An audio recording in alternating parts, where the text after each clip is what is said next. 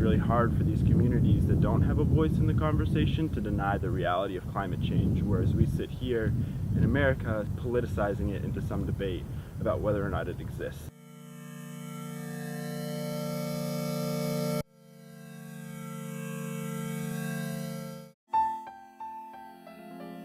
In that sense, I think of it as a kind of privilege to deny climate change, and something that I really think that we need to have a national conversation about.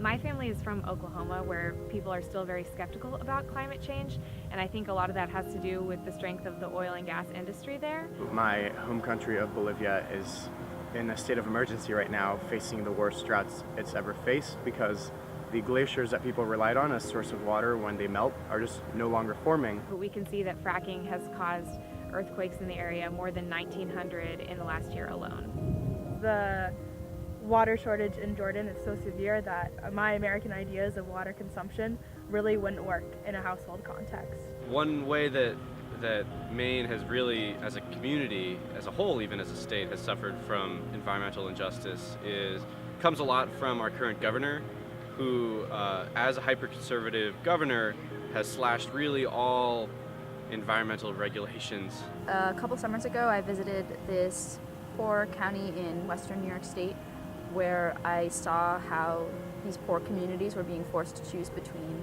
a clean and safe environment and environmentally destructive processes like fracking in the name of economic progress. I'm from Singapore, and it's a tiny island nation, so we're very threatened by climate change in many ways, and one of the measures being taken to mitigate that is a lot of land reclamation. And the problem with that is a lot of the sand for that comes from neighboring countries. It's not something that communities, smaller communities, town communities will just regulate themselves, because either they can't because of resources, they can't hire people to do studies on the environments that they're affecting, or they just need to exploit the environment enough in order to just survive until the next year. It ends up ecologically destroying other countries for the sake of our own survival. So it really pits societies and nations against each other.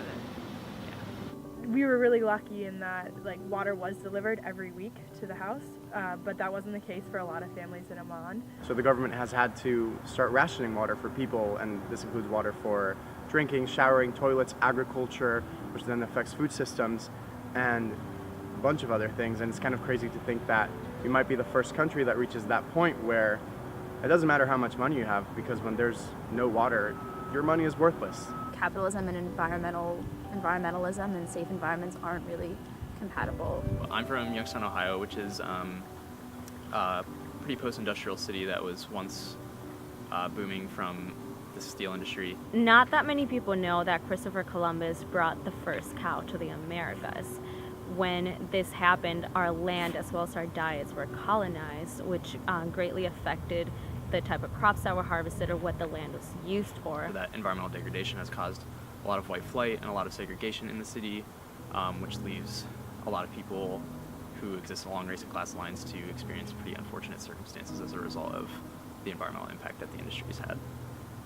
So from a very early age, it's been ingrained in me to think about our state motto, which is the life of the land is perpetuated in righteousness.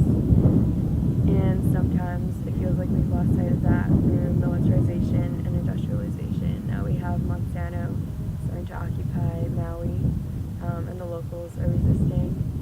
And you have an entire island, Kaho'olawe, that's kind of held captive for bomb testing.